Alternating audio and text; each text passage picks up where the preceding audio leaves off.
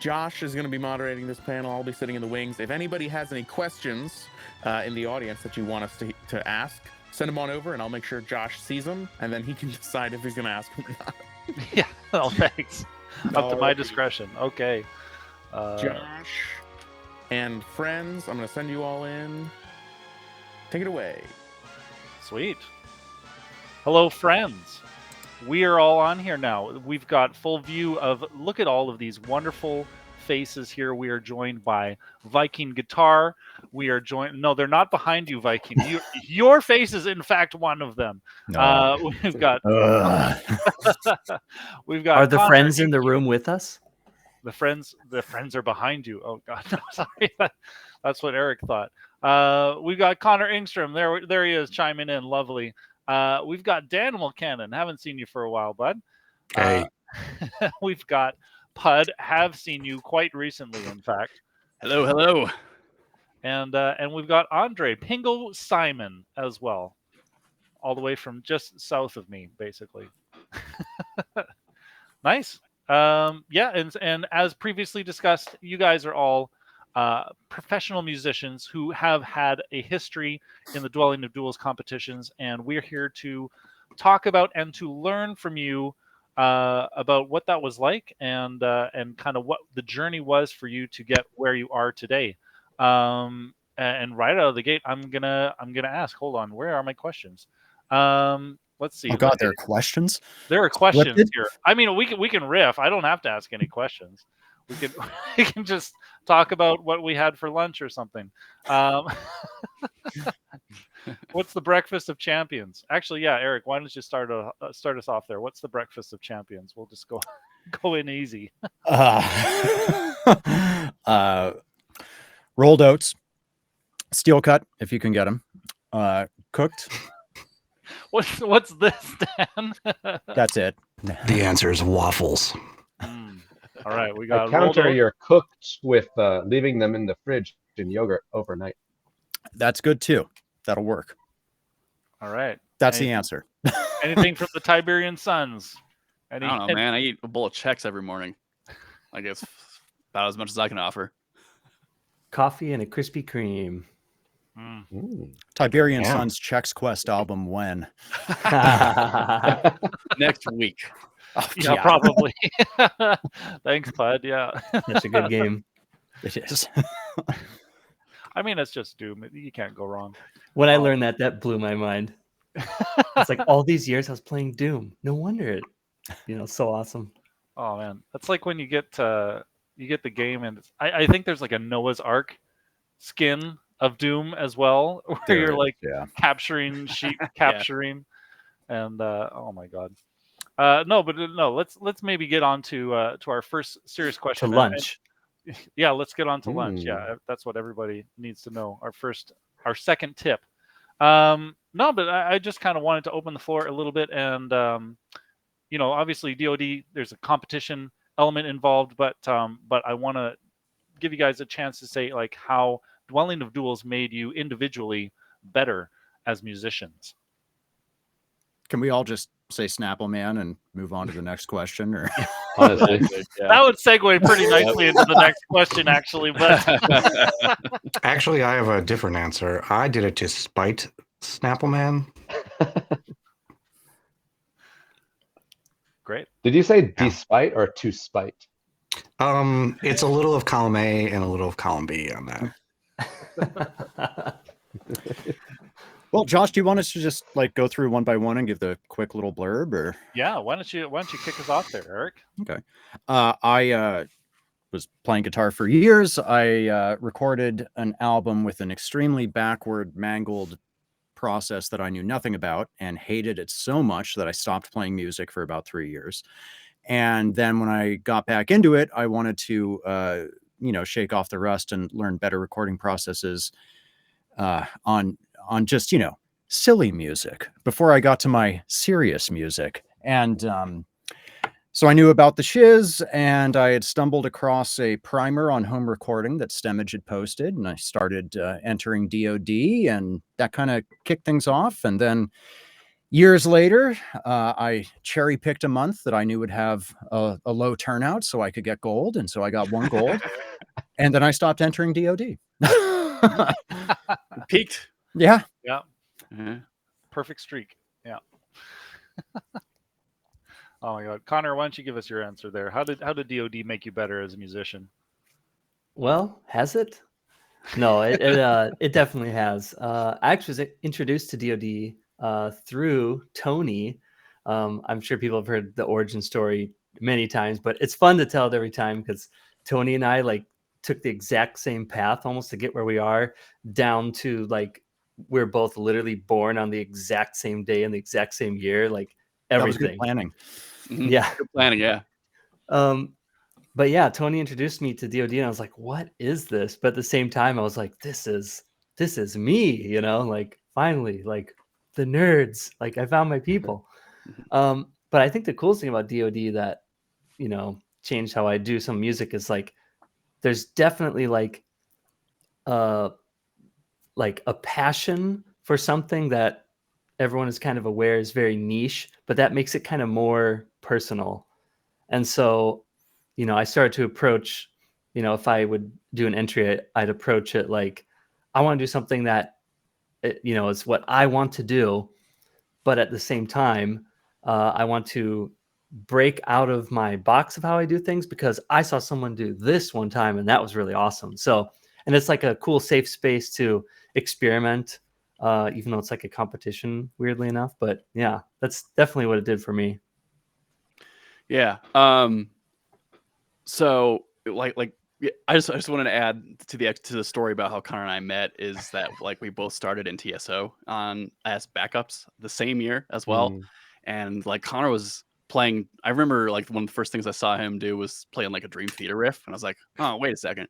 And then like I think I remember that first year as well. Like he was like he was working on like a solo album and was showing some things to some of the other people there, and he showed me something that he was doing, and I was like, wait, this other guy does like symphonic metal? What the hell's going on here? And then I added him on Facebook, and then we had the same birthday, and it's like, this is weird. But ever since then, we have been the best of buds. Well, doppelganger moment, yeah. Yeah, Sure. it's been pretty crazy. I But actually didn't know about that. That's awesome. yeah, I didn't know that either. so like I I kind of spoke about this on my stream on my live set. But yeah, I started on DoD in 2008. It was because I found Snappleman's AOL Instant Messenger name, and I was a big fan of his stuff because I really loved Project Chaos. And but it was Crystal Flash actually that got me like over into like really more familiar with the scene at all, and finding DoD, and then being a fan and everything. And I started talking to Snappleman, and like I showed him some of my demo stuff at the time. He's like, "Oh man, I like your style. You should enter DoD." And I was like, "Oh, I don't know. I'm not sure." And he's like, just do it. And so March 2008 was the first time I had entered, and I love doing it. And again, like with like what Connor said, DoD is a great playground to just try different things. And DoD has definitely always been like a receptive audience to where like I can do some of the most insane things that I want to do, and there will always be some people that like it. Whereas like some of the insane things that I just want to try doing or feel like doing, like a mainstream audience would not necessarily appreciate, So it's been the competition aspect is fun for sure. But yeah, just like the playground aspect was, and just having like a lot of people who I became good friends with just in doing all the same stuff was really what kept me going. Very nice. Dan, do you want to say your bit? How DoD made you Sure. better? So I started getting into arranging video game music when I was in college, and I was a poor college student, and I was hanging out on the Shiz and the Metroid Metal forums, and I was like, yeah, I could do this. So I didn't really have any recording experience or any recording gear. So I started off by like plugging my Metal Zone directly into my sound card. Oh yeah. And That sounds that about the is same as a Metal Zone anyway, but cab sims go a long way, to be Yeah. honest. But that's how I got started. It was like, and I think I pirated Acid Pro or something like that to figure out how to use a DAW. But what I noticed right away is like I would submit something and it was kind of terrible, but I was a pretty good guitar player at the time. So I was just like, yeah, people are going to like my solos and, this cool polyrhythm that I programmed or something like that. But nobody paid attention to any of that in all of the live chat, reaction things, the listening parties, that's what they're called. People would only talk about my production the entire time. And it made me so angry because I was like, oh my God, just listen to like my sweet guitar playing, this sweep arpeggio that I'm doing. How are you not noticing how amazing I am? And so I realized that like my big goal had to be to like get amazing at production so that my recordings were like transparent enough where people can only listen to the music and not like the Saint Anger snare drum or something like that. Because like you can't listen to Saint Anger, you can only hear a snare drum and then you have to like tune it out. And that's the thing is I needed to get amazing at production. So I put like all of my skill points into learning production, and you can actually watch my progression like as I kept entering every month or two when I was in college. And I ended up pirating a lot of software because I had zero money at that time. But so yeah, go ahead and do that. And then when you get jobs, pay for stuff. It's fine. Nobody cares. But I eventually got, pretty good at production, and it was like, it's so valuable. Like learn how to make your recordings sound like flattering, because people will take you so much more seriously. And that's what I got from DoD was finding out that nobody will pay attention to me until I sounded good, and I just went crazy with that. Right on, dude. Yeah, I think that's a good lesson for anybody coming into DoD. Andre, what about yourself? So I'm like, I honestly, consider myself pretty okay at recording itself. So this isn't my topic, but Pud, Tony said, just having a group of friends around to do the same thing as you and to be into the same stuff as you is so motivating. I don't know. I started recording before DoD and just, making a new thread on the shiz every time I did a new recording. That's how it was back then. So when DoD came up, it's just like, oh yeah, well, let's all record together every month instead. And it's so true that Snappleman gave us a bunch of solicited and unsolicited recording advice. Like he just pops into my Discord once in a while and like, I don't know, gives me some EQ tip or something. So all the feedback is great too. But more than anything, just we're a group of friends on the internet, and that gives us an audience and more covers to listen to. If I could add something to that also. Go ahead. Yeah, I don't know how common this was with other people here, but like I came from, a local metal scene before I found DoD, and finding people that could admit where their weaknesses were and also were actually interested in all helping each other and being excited about what everyone was doing. That was a new thing for me. Because, local scenes kind of change place to place, but the ones I had been involved in were very competitive in an unhealthy way. And, it was just nice to find another group of people that liked even weirder, more random shit than just heavy metal, common interest. But, regardless of skill level or where people were in their path with this stuff, everyone was stoked about it. And like, even if criticism was harsh or whatever, it was all done with the intention of like, boosting that person up, buoying them, instead of just like, yeah, I'm going to criticize as a weapon, so that was a really cool thing in itself too. And I think just as important as the actual, any advice I got or any, tools or anything like that. It was just being in an environment where everyone wasn't only interested in the same stuff, but, was earnestly caring about what everyone else was doing. And that's fucking great. So I wanted to bring up something related to production, actually, in that I think right around when I got started, home recording was like having a renaissance, and technologically so. The tools were really not there or were just emerging. Things like, velocity layer, dynamic multi-sample drums, and like, oh, Drum Kit from Hell just came out.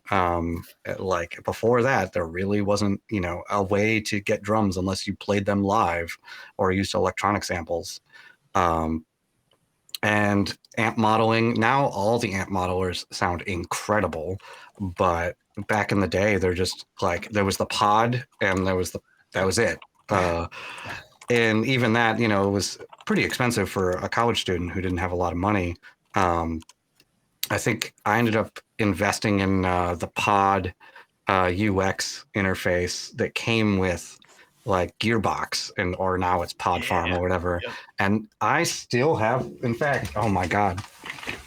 Sweet. I had one of these as well, actually. I have the keyboard one. Oh yeah. Oh, nice. I was actually using The this UX8? up until last week. I still use my tone port for guitar tracking. Yeah. The issue I ran into is I don't have enough routing on this to do what's that thing where you reamping. So I needed to be able to send and receive more channels. But yeah, I've been using Line 6 tone port stuff since literally 2004, 2005 or something. Oh, wow. Oh my God. Ridiculous. Well, Eric touched on one thing and Dan touched on another thing that are both follow-up questions, but I wanted to come back around while we're still kind of like in history mode here and talking about how Dwelling of Duels is a competition, but B, also like a community that fosters growth and feedback and stuff like that. I wanted to ask each of you like what the first piece of feedback was that you received on a DoD entry that was like not just like deflected by ego, but that you actually took on and meant something and kind of like changed how you would move forward with future productions. You're making a bold assumption here that any of us will still remove ego from the equation. Well, I'm today. searching. Right. I've got my metal detector here on the beach, and I'm just hoping to find something of value. Old man Josh. I mean, it's basically a meme at this point, but like the one that like I've never forgotten. I know I've been like told a lot of things on how to improve, but the one I've never forgotten about is the snare drum. And It's always the snare. It's always the snare drum. And Snapple Man always harped everybody on snare drums. But he is correct, because if your snare drum sucks, your song's probably going to suck. So like if you have got a if you've got a bad snare drum, like people probably won't be able to get over it. And they might not even necessarily know why they're not enjoying it, but yeah, it's the snare drum. And I mean, I feel like it took me a while to finally get my snare dialed in, but yeah, it's definitely the snare that stuck with me that I've never forgotten about. Do you know how to cheat at snare drums? Please tell me. You just layer it with like electronic music samples, like just imperceptibly, like so you can't actually hear the sample, but it has like all the low end that your actual snare does not have. You can also, side chain some white noise with a gate or something if you need a bit more wire sound out of it. That's something, a lot of the people I work with have, if we have live drums, like they set it up in with the corner of a room and then tore down the setup as soon as they were done, So like sometimes you just get that honky snare top sound with nothing else, and you've got to make it sound like a snare people want to listen to. I've actually used R bass on snare sometimes. If it feels like Really? I can't get enough low end out of a snare drum. Yeah. Are you high passing it works after that? surprisingly well. Yes. R bass has the selective frequency. Yeah. And so it hasn't. I mean, it doesn't really add sub on a snare drum. You're just putting it up to the fundamental or something. Yeah. Yeah. Something Gotcha. like around 120 or something. Are we going to keep any of our 40 trade hertz. secrets to ourselves this stream? Let it all out. I also was Googling our base, by the way. I just have Grant review everything I do before I submit it, and it's usually enough. As far as feedback goes, my first DoD entry was objectively terrible, and I don't remember what specific feedback I got, except that it was unanimously that the song was bad, which it was, and was important for me to hear. But the thing I specifically remember from a slightly later entry, once I cleaned things up a bit, was I did a Devil's Mask from Ninja Gaiden cover, and someone had tossed out something like, way to write a new Linkin Park song or something like that. And this was in like, that period of time where people had stopped liking Linkin Park and were pretending they were terrible before they admitted they were good again. And so this was like 2009, and it was very devastating at the time. And I thought about it randomly just the other day. So whoever said that, it stuck with me for 15 years. So thank you. Oh man, that was going to be like part of that question too. Is just like if you remembered that piece of feedback, who did it come from? Who kind of like made that click in your mind? Oh man. I mean, all those threads are still there. We could probably find it. We could call people out on the show right now. A lot of it was in the listening party, though, because in the Right. listening party, Like man, you IRC got days? no filter. Like Yeah. when you have to type something out and your name is behind it, like, no, it's when I was in the listening party, you got my most unfiltered self. And I tried not to be shitty, but like, Needs more tapping. yeah. Yeah. Yeah, honest but not shitty, And I do kind of miss part of that, a little bit, because sometimes you do just need to have a little bit of tough love to just like kind of get the momentum going. And obviously, like when you're like every 20-year-old thinks they're hot shit until they're around people who are much better than them, and everybody's got to kind of like go through that point of being knocked down to earth and realizing, oh yeah, I'm just like everybody else, and I gotta work on my stuff and make it better.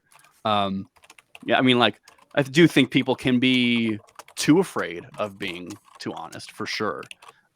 So again, it's always like I think people really would appreciate honesty, even if their initial reaction to hearing it might be a little defensive. But just as long as you can, as you're telling them something that is clear on why the thing is a problem, not just that it is a problem. I like saying like the snare sucks because X is just way more valuable than just like the snare sucks, right? And like, everybody quotes Snapple Man, but like Snapple Man would always say that the snare sucks, but he would always like tell you why and then work with you with it to improve it. And that's why Snapple Man has created so many great musicians that have come out of DoD with great snare drums. All he says is leave me alone. One of the cool things about DoD is that, I was just thinking like of any feedback I've gotten specifically, and I think I was scared to do an entry on my own for so long. I think I was like, I rode Tony's coattails for quite a while, just being on some Tiberian Suns tracks. But the cool thing is there's like no shortage of feedback. Just, you can take to heart the feedback that is for everyone's tracks, because the thing that's really difficult, at least for me, that I think about mixing and recording and production is that, unlike, let's say you want to get better at anything that's like, well, there is no, this one weird trick. It's just a lot of hard work. Well, with recording, like it actually is there's a secret trick you don't know, but guess what? There's actually like 10,000 secret tricks. And so you learn them one at a time. And so, grabbing that feedback, and one that sticks out was not directed at me, but it was to Tony. And then I'm like, oh, good. I'm glad I learned this without getting blasted. Was Snapple Man saying like, that there are other velocities for your snare besides 127, right? Yeah, but that's not true.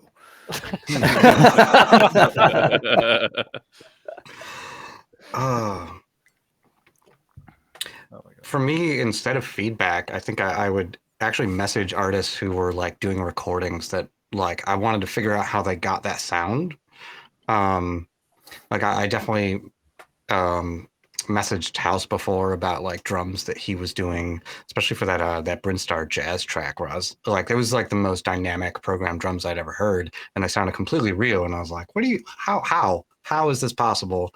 In 2003 to make perfectly dynamic, awesome sounding jazz drums. And some people were using like strings on their tracks, and I'd be like, oh, what are these sample sets that you're using? What?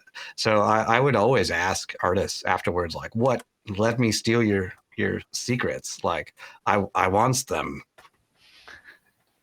Danimal definitely gave me good Line 6 advice early on, because like my first device, well, for DoD was the Pod X3 Live. And he's like, dude, you should try this cabinet. Like all the other ones suck. Just use this cabinet. It was like one of the tiny, like 1x6 or something. It is. Like, yes. Oh, this works. It works. I'm surprised. You know why? Because it didn't have fizzy high end like all the other ones. Yeah. It still was like a really honking mid range on that.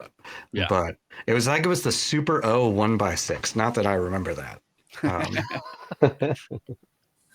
Oh man. Which is the Supro. That's the weird, some old 60s amp that like Jimmy Page used, I think. I didn't use it because of Jimmy Page. It was the only one that didn't sound like shit to me. Andre, any notable feedback that you've received that's really stuck with you? Yeah, I'm just trying to think off the top of my head. It took me a long time to seek out and also to listen to feedback, I guess. But most recently, like, here, just off the top of my head, Pud helped me with some strings stuff in a Final Fantasy VI. He says use more swells. So I went back and edited it, and it worked really well. And when I first started to get serious about getting good at guitar, I would send Danimal, just spam him with a bunch of like questions like, hey, how would you figure this arpeggio or blah blah blah. Probably tones too. And then for my Bach stuff, I literally had Viking Guitar here mix one of my songs, and then go through and tell me how he did it so I could learn something else about guitar tone. I was actually looking at that just the other day. I was recovering a hard drive. I'm like, what the fuck is this? Oh, yeah. What's this project? Why are there 4 guitars and no drums? That was fun, dude. I was stoked to get to work on that with you. Yeah, I was stoked to like watch someone else work. Anyway, yeah, it's just like Connor said, there's 10,000 little tips. And over 20 years, I've gotten 100 of them, maybe. I think one of the like really valuable things about D&D, and I apologize if I'm like non sequituring into a slightly different topic, but I was able to experiment and like do tracks that didn't need to be my magnum opus. So I actually got last place one month because I decided to play live drums and tried to record them on a 4-track cassette recorder, and it sounded awful. And I wasn't even a good drummer. It was just something fun I could do. And then I think I pirated auto-tune because everyone was using it now because it was a big rap thing at that time, or Cher was big, I don't remember. And it was like, I'm gonna figure out how to use auto-tune. So I literally recorded a bunch of terrible vocals and stuff like that. Like, I really like saw DoD as like a sandbox where I didn't have to like make the magnum opus album that I'm going to sell 1 million copies of.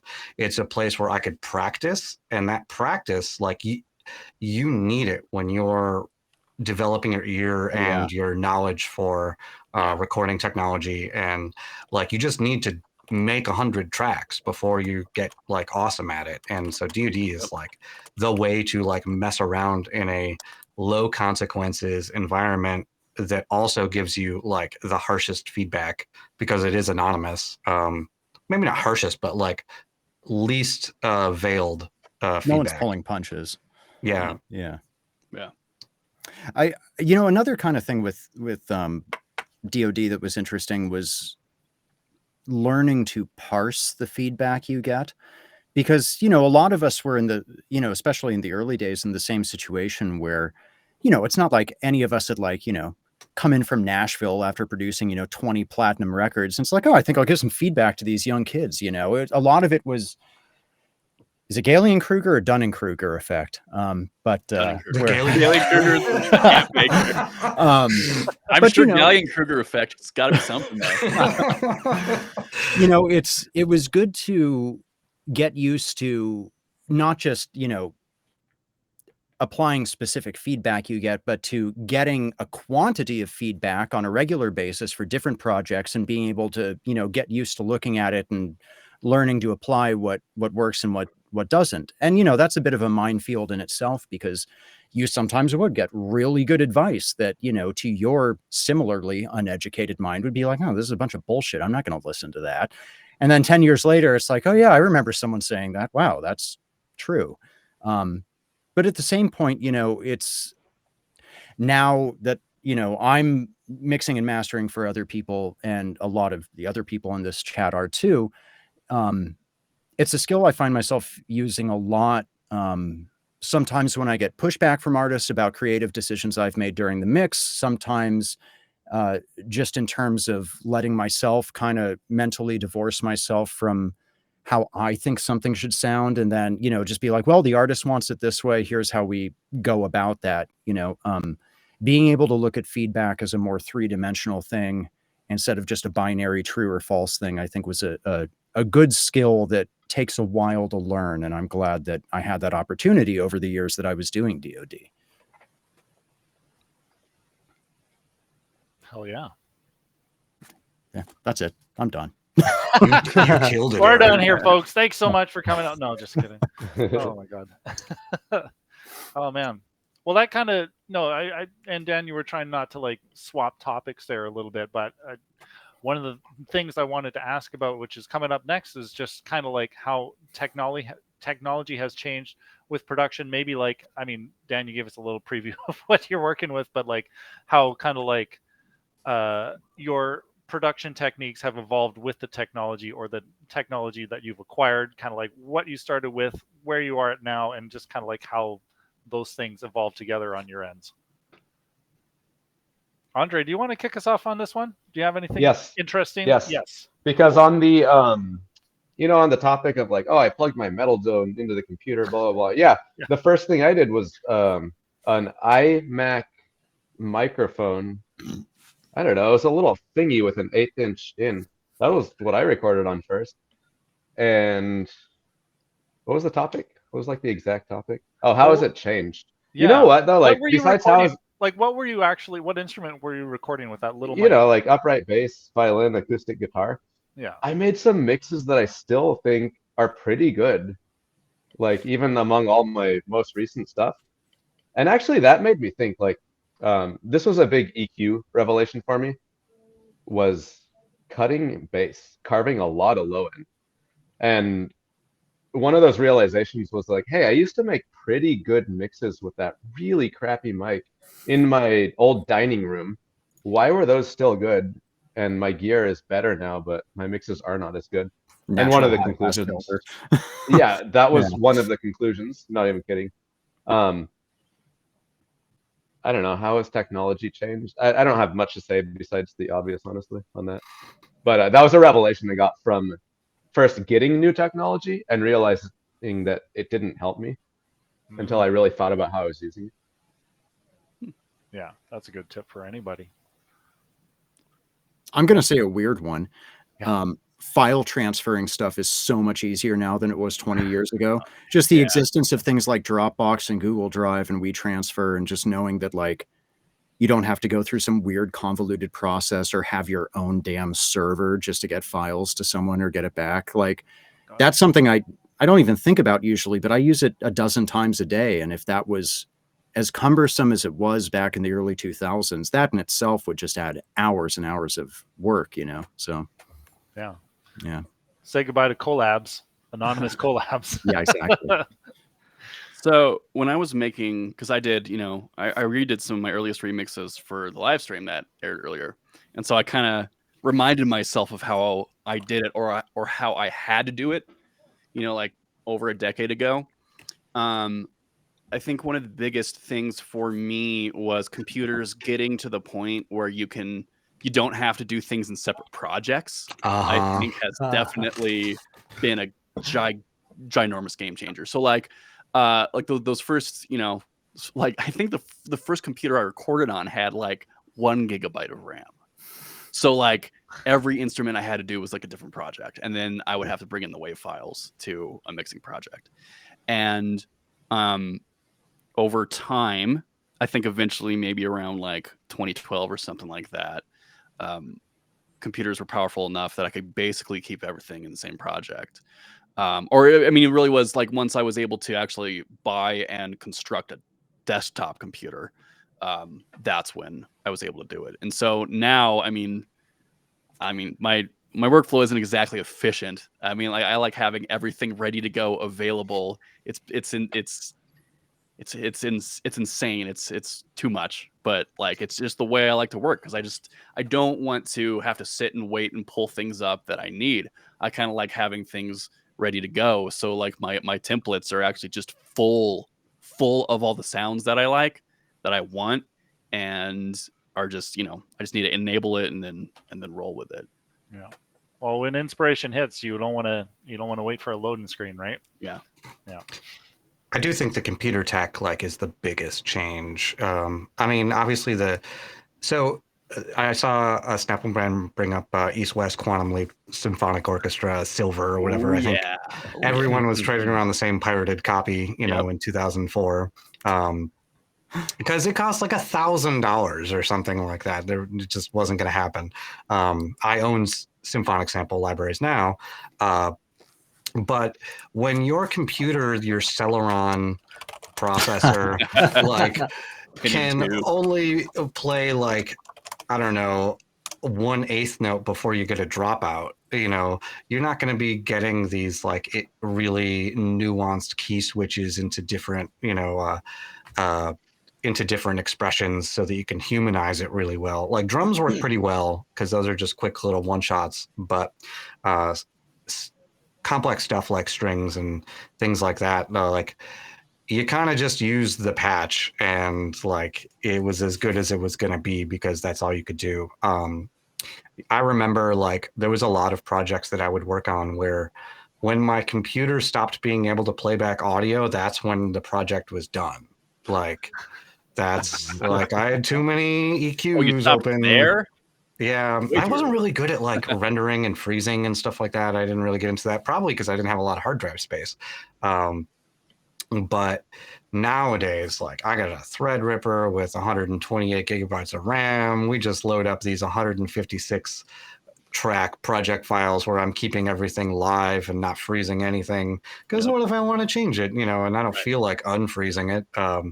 It does take 10 minutes for some of my projects to open, but I just go and grab a sandwich or something before I start working on it. But other than that, I really think the way the computer tech has it's so awesome now. If you have the experience and you have the equipment and you can create anything as big or as small as you want. But it does take a lot of practice to sort of get good at all of that stuff. It's easy to dive in with a million sample sets and not know what you're doing. It can. Oh, go on. Sorry. I was just gonna say that the term bedroom producer has been created by this advance in technology, and you get all the memes about, hey, I'm gonna record at home over the weekend with the boys, and it's like a mattress fort with a microphone in there. Sound treatment. Well, I was going to say, the computer technology, Dan, you're absolutely right. The ability to just open stuff up and have it work. You don't have to freeze shit. If you want to run 15 amp sims in a project, all with oversampling, it's not an issue. But that presents its own difficulties from an arrangement standpoint. So much of the stuff I'm mixing, the most challenging mixing stuff I do for other people is usually not, because I want to, I have to make it sound as good as possible, or even I have to clean up unnecessary, fix things that should have been recorded differently. The biggest problem is when you get something that has just been unrestrained during the arrangement process. And it's there's 4 different instruments playing all in the same register, and one of them is supposed to be the focal point for the audience, and sometimes people are cool about it. You can mute things selectively and send them a mix, and they're like, oh yeah, this sounds good. But sometimes that, they're adamant, like, yeah, well, no, we need all 5 of those synths in there playing counterpoints. And it's like, well, yeah, I know your computer can handle that, but it's not good for the song, And I mean, I think that this is a problem that's existed for years, like even back as multi-track, consoles and stuff started getting, more robust. That was something people were dealing with instead of just bouncing shit down. But it's even more so now because you have people that are doing this in a relatively untrained setting. Instead of working in a studio, all of a sudden you have twice as many tracks. You have a certain amount of background and experience with this sort of thing. You're not just going to go nuts necessarily, but I mean, you guys know what I'm talking about with this. And I guess I'm saying this as much for the people listening, like be conservative with, I think it's like, there are only really 3 elements or something that anyone can really be paying attention to as they're listening to a song at any point. And it's not to say that you shouldn't make sure the other stuff is good, but don't set up a situation where people are going to just be like looking around like, oh, there's a violin. Oh, well, there's this cool lead guitar. Oh, there's a synth thing. Oh, the singer's going. Oh, there's 12 harmonies with the singer, just I like recordings like that. Yeah. Yeah. No Eric's blind trashing guardian. my entire arrangement. Yeah. No, No. but No, there's a he's right, difference. he's right. I know we're all joking, but like that stuff can be done. It just requires a different. Right. It requires a mindset that's aware of the problems that can exist in that things. I'm talking like if you're like, you know what, I like playing guitar. I'm going to write a song today, and you can open up a project and put in a full orchestra and 10 synths and 5 guitar lines and all this stuff. You're probably going to write and arrange something that is not going to accomplish what you're wanting it to accomplish from a listener standpoint. I think you're 100% right.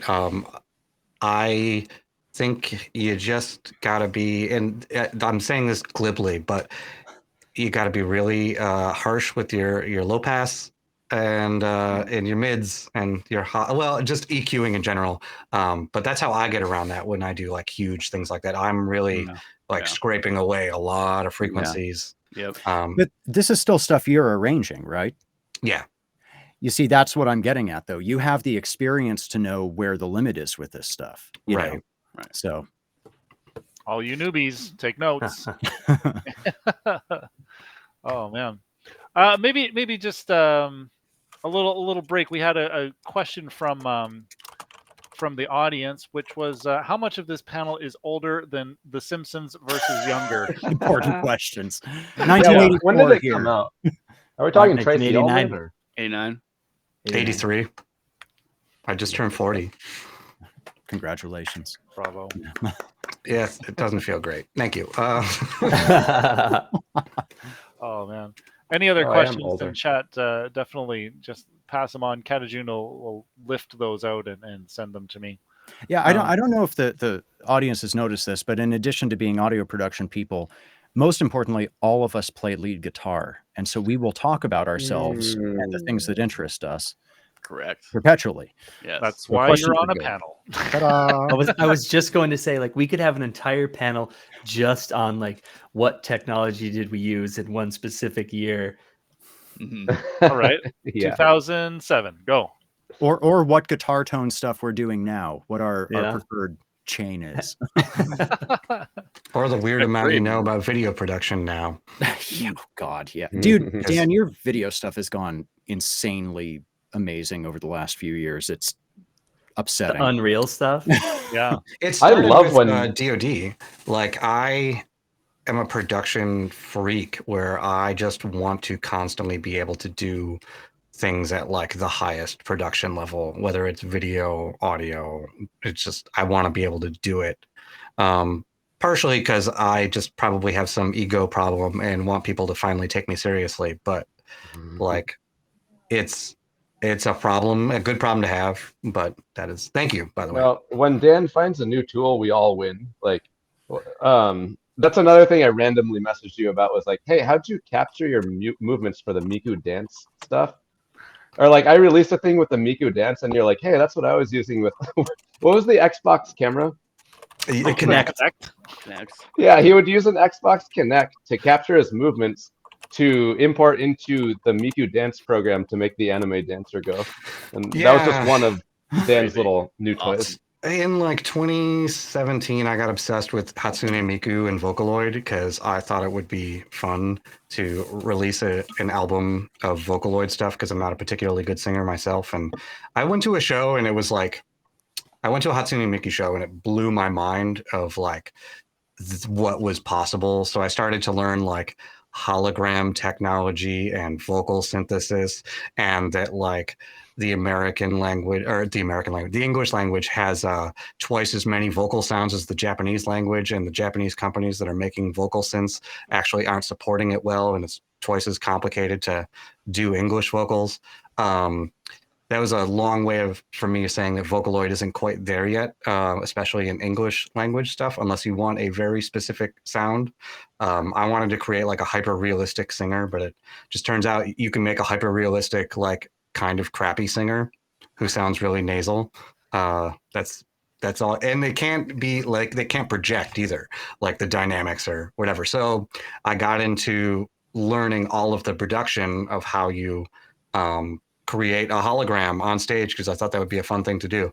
And I learned some of that, and I learned mocap through this thing called Miku Miku Dance, which was Japanese freeware mocap technology that worked with a Kinect. And then that technology a couple years later turned into like pretty much how VTubers exist now.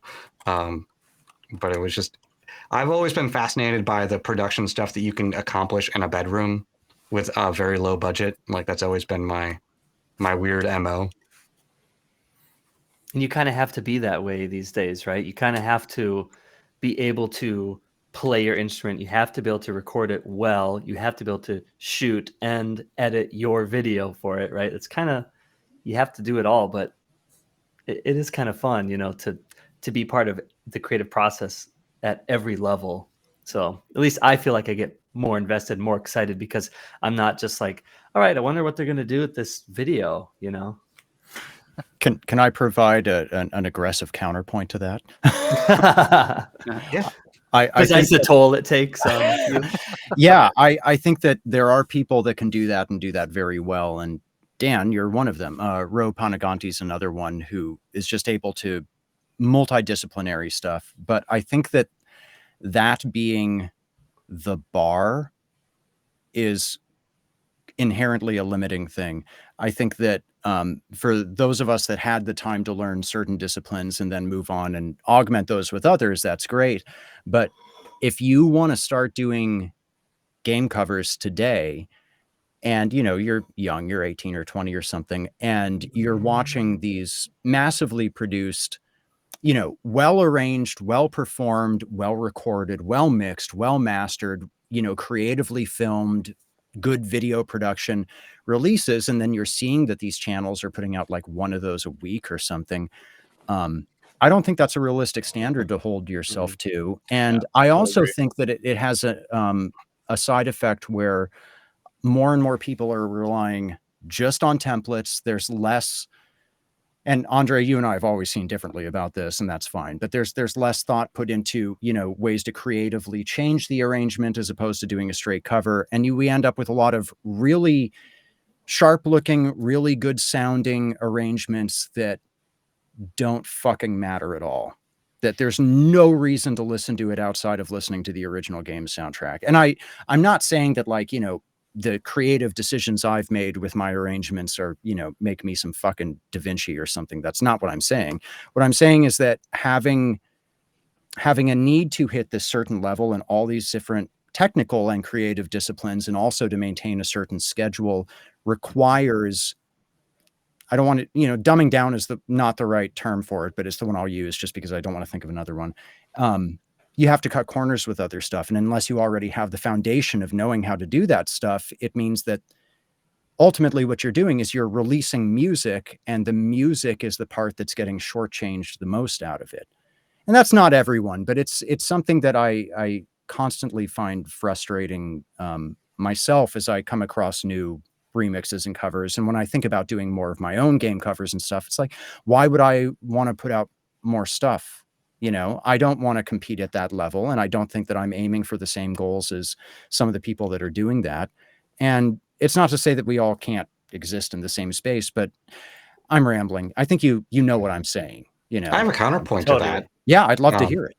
So you're talking about like learning all of these multi-disciplines and figuring like and trying to like compete with that. Like, oh man, I got to learn video Yeah. production, I got to learn cameras, I got to learn editing, I got to do all this And buy all this stuff for it too. Yeah. and buy all this stuff for it.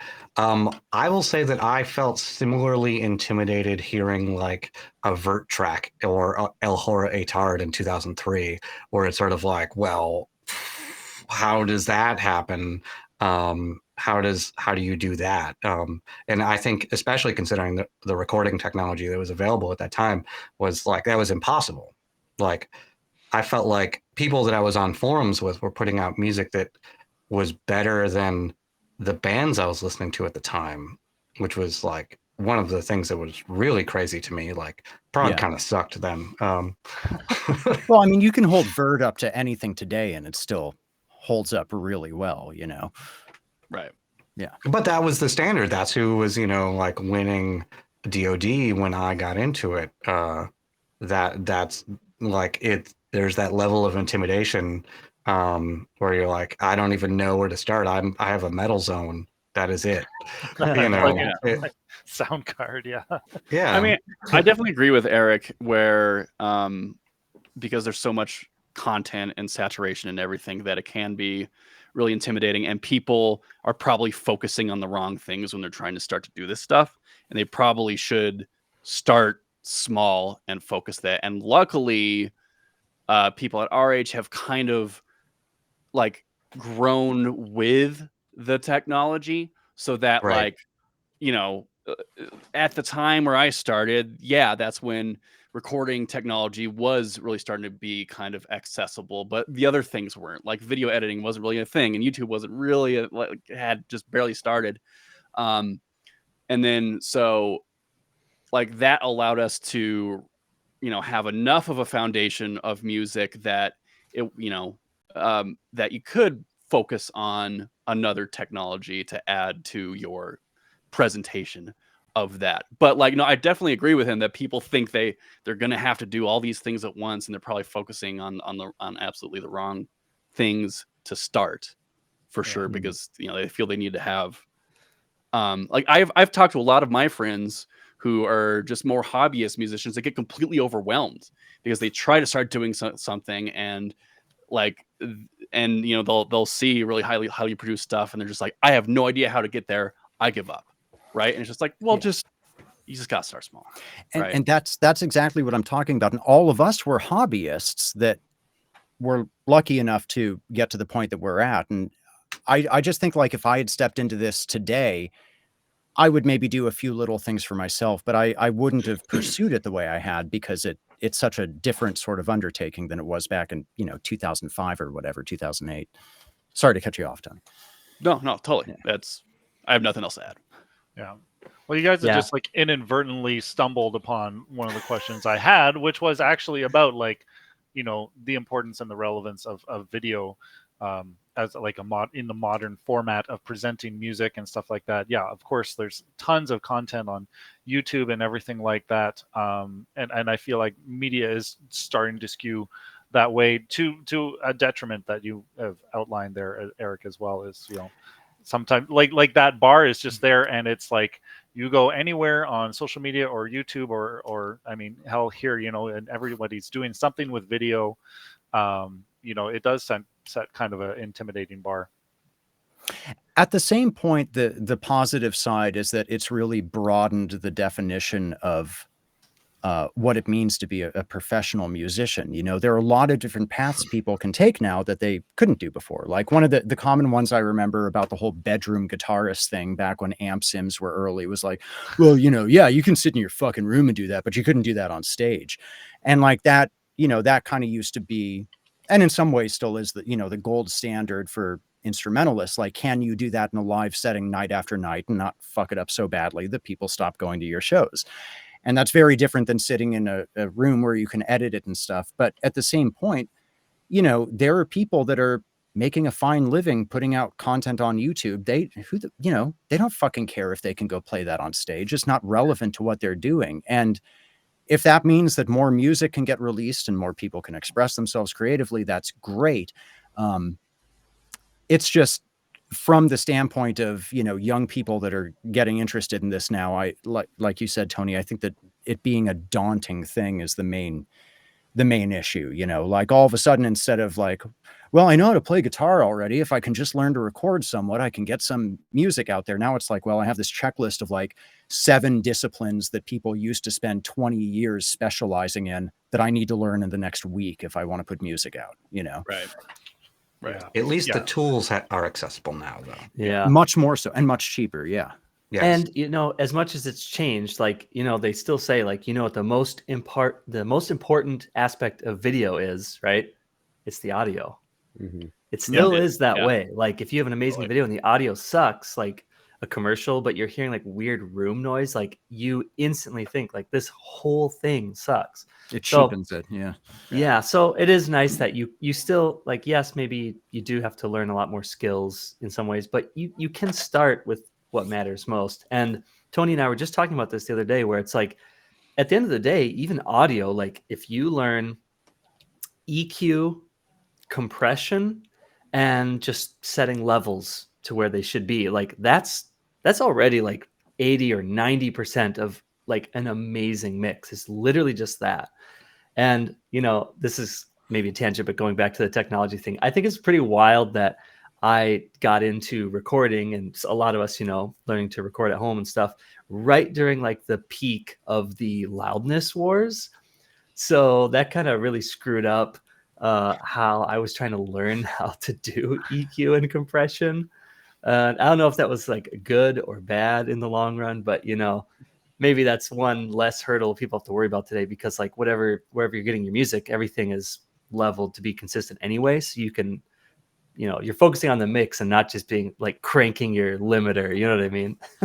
Well, I mean, there's pitfalls there too. Like I constantly see people talking about like, well, I know Spotify normalizes to -14 LUFS, and so I mastered to that. And why does my master sound so quiet? And so, I mean, there's always stuff, that you have to deal with and get around. And one of the other, going back to the technology thing, the proliferation of bad information, I think, is as much a impact on people learning this stuff as all the Totally. positive things that have come out of the, the home recording revolution of the last 30 years or whatever.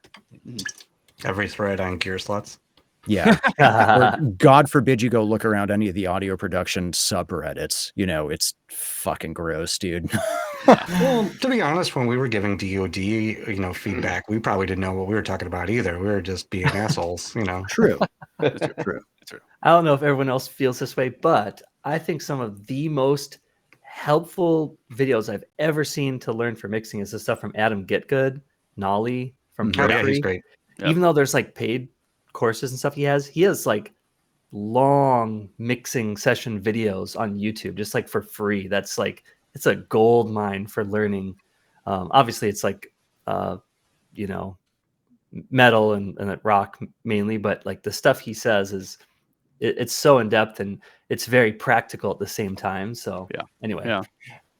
I have another thing to add, if you don't mind. I know I'm talking a lot. I'm sorry. One other thing with that stuff, though, is it's tricky because when you're trying to find information online, especially, video examples where you can sit down, you can listen on whatever best setup you have and like really try and learn the stuff, you go to a pro like Nolly. And the advantage of that is he's not, some guy that just bought his first Focusrite and learned what an EQ was a week ago. And now he's, Galen Krugering everyone else.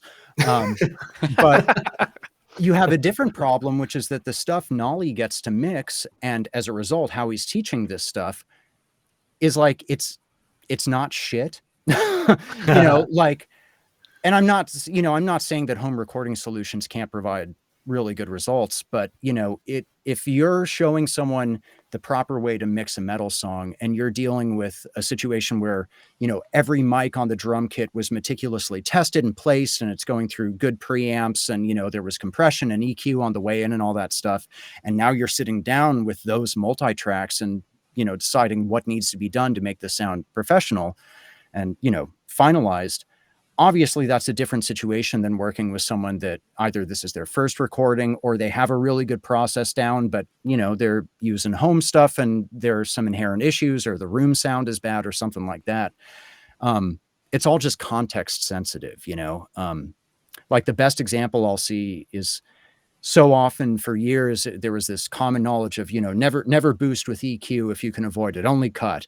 Right. And that's just so not practical for like most of what any of us are dealing with our own stuff, much less stuff that other anywhere from amateurs to professional musicians would send you to work on as a mix. You have to do what works in the context. Definitely. Oh man, well, we are at the top of the hour. We got a little bit of time, but maybe we can use that. And I feel like we're kind of halfway there already. People who are newcomers to Dwelling of Duels, or people who are newcomers to recording their own stuff, mixing and producing their own stuff, with the cumulatively years of experience in this room, what tips can you offer for anybody watching or listening? Well, what Connor said earlier that we were talking about is that, you see a lot of people who are unsatisfied with their results, so they feel like they have to like buy another plugin, right? It's just gear acquisition syndrome, but for software, right? And I think that if you can get really good at using a compressor and an equalizer and just figuring out how to set your levels, that gets you 80% of the way to a great mix. I mean, like it'll be like the actual cake, and then the rest is icing. We all responded to Like, A classic Cajun whip. No, our base is like another 5%, but it's like it's not only right there. that the compressor and the EQ, but the process of what you have to go through and practice to get good at a compressor and an equalizer trains your ears to be able to hear what is wrong with your mix. So Yes. in order to get good at those two things, that will put you through the trials and tribulations that have been still like at least 20 years running for me, as long as I've been doing this, is it learning how those things work and listening for where the problems are at before you start doing it. Like the training process of learning those two tools will get your ears good enough to where you can tell whether or not the plugin is making it better or worse. Because if you don't have that training and you just put a plugin on and you're just like load up a preset and you're like, I don't know, it kind of makes It's it sound louder, better. it's I don't better. really know. Yeah, exactly. Yeah. So that's why I always say that thing first. I feel like the secret seventh member of this panel is Snappleman, just because we reference him so much. But I really appreciate how Snappleman is always saying stuff like, "Oh, you guys, I got my Commodore 64 running. I'm mixing on that now, and like next week I got a copy of Harvard's old room computer. It has transistors. It's before the microprocessors were invented." Like trying to run it on like the most basic stuff sometimes, but like that's kind of where it's at, where you get your chops, is like learning how to do what matters most, and not necessarily, I love going for like the fancy tools, right? But you can't go straight to that. Yeah. I have 3 quick things. First off, is most importantly for all this stuff is, as much as you can, check your ego at the door and review your stuff and be honest with yourself about what you don't like and what you think you should work on, and then find ways to learn more about that or practice it more. Secondarily, think of everything you do, whether it's a song or a mix or whatever, as a time capsule. This is not something you're trying to get perfect that will, be the best thing anyone's ever heard for the next 100 years. This is a reflection of the best you can reasonably accomplish at the time. And that's all it has to be. You can look at it later and use it as a learning tool. And if you don't get stuff out and don't finalize stuff, you'll never improve. The third thing is, the unfortunate reality of this stuff is that you can only work with what you can hear. And so setting up a monitoring situation is probably the best priority for any money you have to spend to this. Exactly, Andre.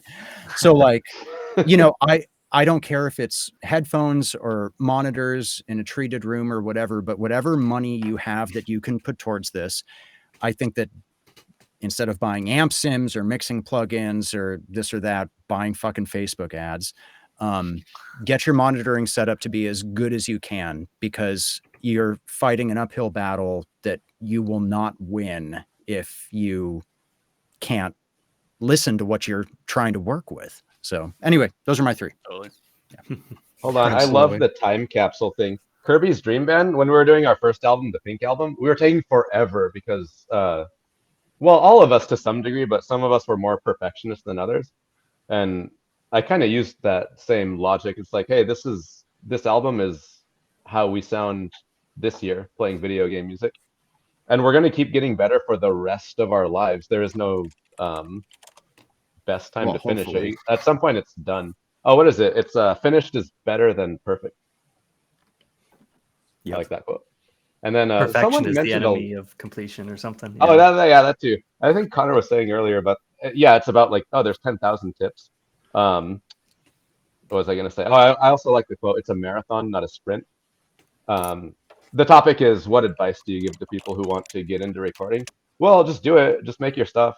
And every month you're going to, you're going to start where you start. If that's really bad, okay, just make your stuff.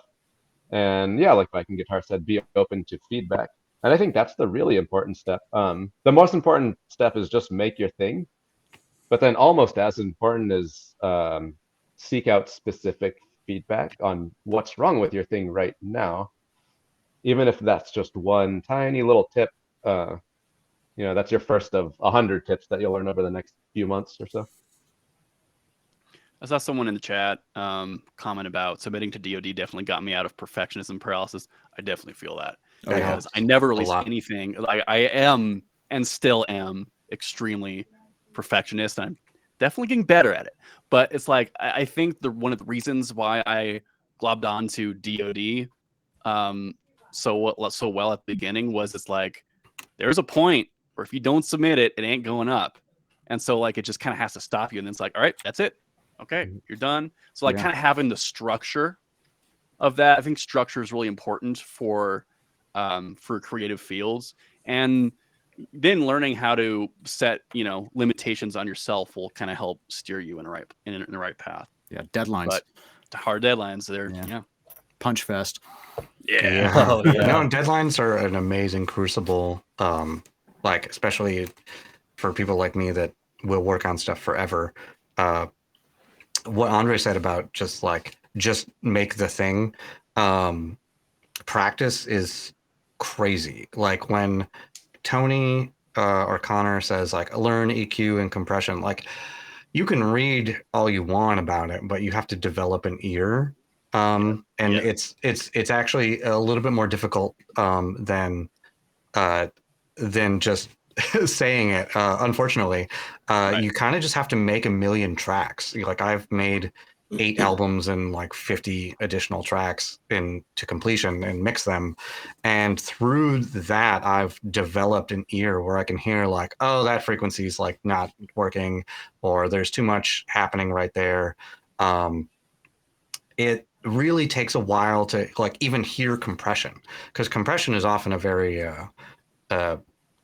transparent sounding. I remember like buying a compressor pedal when I was a kid and I didn't know what it was doing. This is a waste of fucking money. But as an audio engineer now, like compression is like the most powerful thing in my toolkit.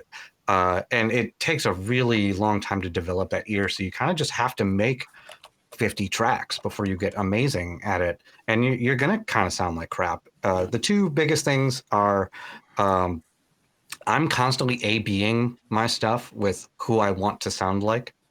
So I go to a recording that I think sounds amazing, and I'm like, what are they doing that I'm not doing? And sometimes you don't always know exactly what the secret sauce is, but that helps me know that like, all right, there's something more there, and that will develop your ear. Where like, oh, their high end is a little bit more sparkly than mine. Like, how did they get that sparkling high end? It's an exciter, but or it's stereo width or something like that. But going back and forth between your favorite recordings and yours is like a really good way to develop that kind of ear. And then additionally, you can only mix what you can hear, like what Eric said. So investing in your setup is worth it. I used to do the car test because I didn't have a sub. So I would just burn everything to a CD and bring it out to the car so I could hear the low end suck. And it turns out now, if you can't hear your low end, just like multi-band compressor and just limit the fuck out of that low band and whatever, it'll be fine. Don't listen to me, but that is a cheater way to do it. Pretty much just kind of rounding up what everyone was saying is like fantastic advice, and that practice is the biggest thing. And like just putting out tracks, like just finishing them is so huge because you will develop your ear every single time. You will improve. It's crazy. Yeah, exactly. Awesome. Well, I'm just going to ask one final question. This one came from chat, and it's a really good one, actually. It's something along the lines of like, do you think that there's something intrinsic to electric guitar, in particular, learning to deal with signal routing and pedals and all that, that makes learning a DAW and production particularly more accessible for like electric guitar and bass players, as opposed to those who play other instruments? Perhaps things are more acoustic. Maybe back in the day.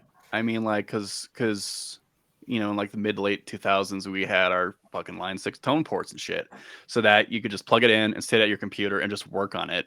And even though, like, obviously, like that early Line 6 tone wasn't the best, even at the time, I think it still was able to like keep you there at the computer and keep working at it. There might be something about like having to do, you know, like guitar is an instrument that you layer many times that might help add to the extra practice of being in a DAW. And I could definitely see how other instruments, especially like acoustic instruments, would probably have a bit of a barrier to being recorded. I would say during that time, but it's definitely easier now. Yeah. For most instruments. I would say it's like, maybe it's just, you know, me as a guitarist thinking it's better. And I don't think any of this is not accessible for somebody not playing guitar by any means, but maybe it is just part of the nature of like, especially between playing acoustic and electric, there's just an insane, like, you know, possibilities of like what you can create for sounds, right? So that already has an effect. And also, you know, we talked about like there's kind of so much to learn, but, you know, start with what you can do and like just start with your instrument, just practice.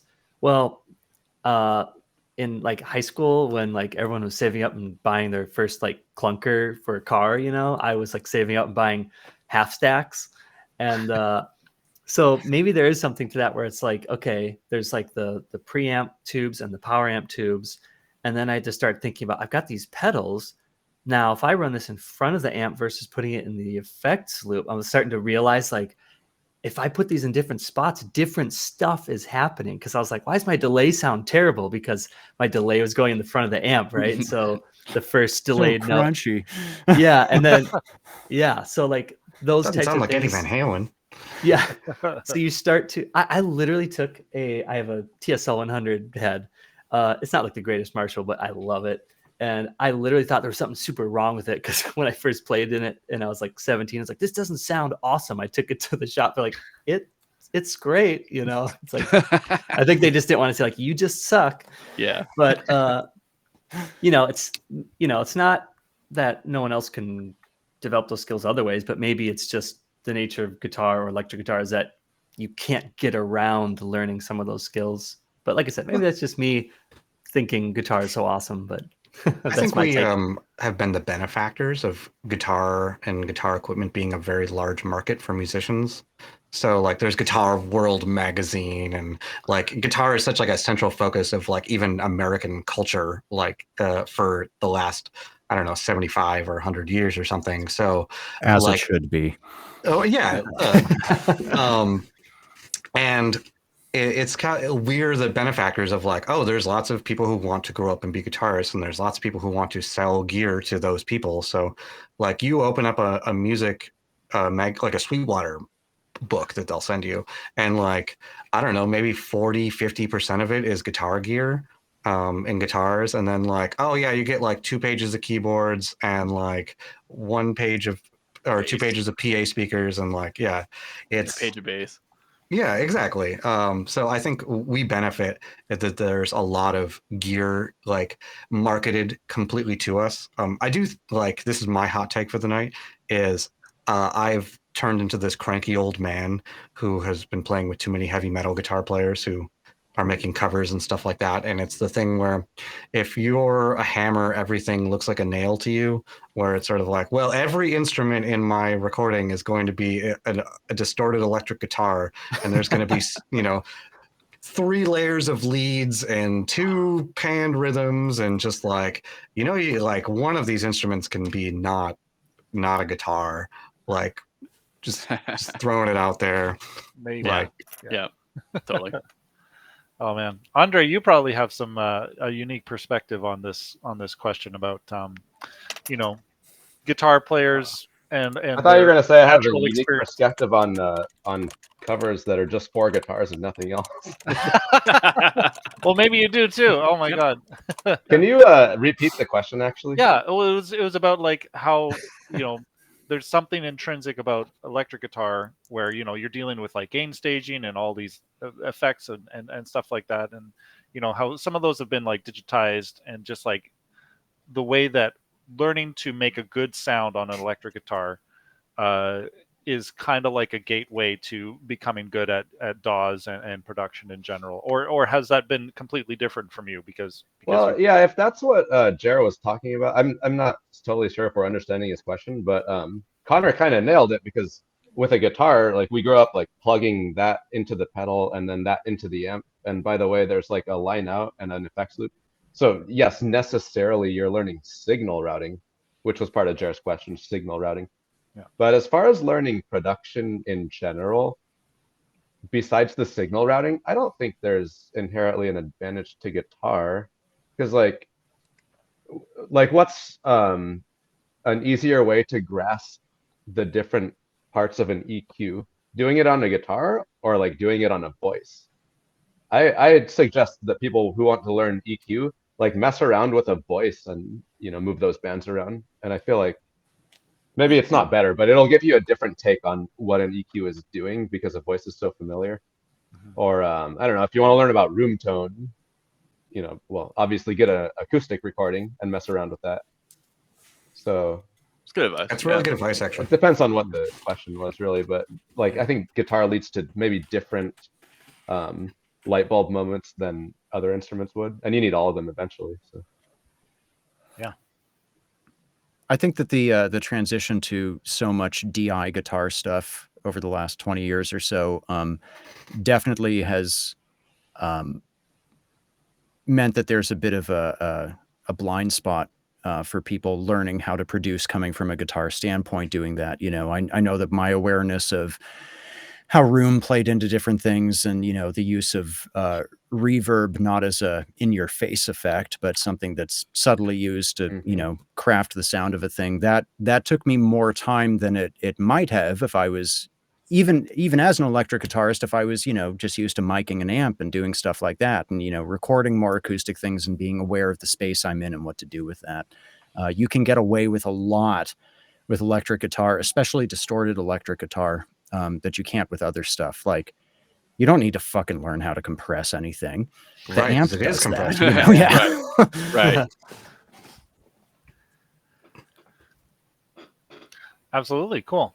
Well, if that's all the thoughts we have about that, then I think I'm ready to bring this panel to a close. We have but one more program before this day is over. But Andre, Tony, Dan, Connor, Eric, it's been a pleasure speaking to you. Thank you for being here for our Pro Musicians panel on the 20th you for having us. anniversary of Dwelling of Duels. This has been cool. And also it's just, it's been a very long time since I've actually gotten to have a dedicated conversation about this stuff with this number of people. And it's great. Thank you for putting this together. Yeah, same time tomorrow. Yep. Good night. Josh, Austin, you gonna just keep this thing going? Yeah. We're gonna keep this party going all week, baby. It's a telethon. Does it blow anybody else's mind that DoD is like so huge still? Oh yeah, man. Yeah. Man. It freaks me out Wild. in a good way. Lot of communities from the period of which DoD started. They're just gone, right? You know, I mean, like, or they moved on, or they're like on social media. I mean, but obviously, like the interaction where DoD like centers itself around has changed platform to platform, and now it's Discord, and it'll probably be Discord for a while. But like the fact that DoD still basically functions the same way it has for 20 years is pretty crazy. The whole growth of video game cover music, I'll make this quick, but there's a guy I know on Twitter that has nothing to do with the scene, and there's that meme going around of people posting like, 20 albums that changed their life or whatever. And for one of the album slots, he put Overclocked Remix, just all of Overclocked Remix. And I'm like, that's A, that's hilarious. And B, it's just so cool to like run into that stuff organically, like not from people that are on the shiz or whatever, but people that I know for totally different walks of life. It's cool to see it growing. My girlfriend was like, yo, you got to check this track out. And she put on Prancing Dad. And I was like, There it is. Yep. I want to say congrats to Katajun and DoD for over the past few years becoming its own thing as opposed to a little, monthly thread on the shiz. That's what really blows my mind. Aside from the actual size of this thing, is how independent it is. That's really cool. Totally. It's been cool to see that. Yeah. cheers to you guys. Yeah. Yeah, well done, guys. Well, Austin, you're in the captain's chair here, bud. You're taking the wheel. So yeah, again, thank you guys for being on the panel here today. It was really lovely, and I presume we'll be moving on. So thank you, and a good night to all of you. We'll see you in chat. Yeah. Is Pokerus playing next? Is that what's going on? Pokerus, yes. Everyone stick on around.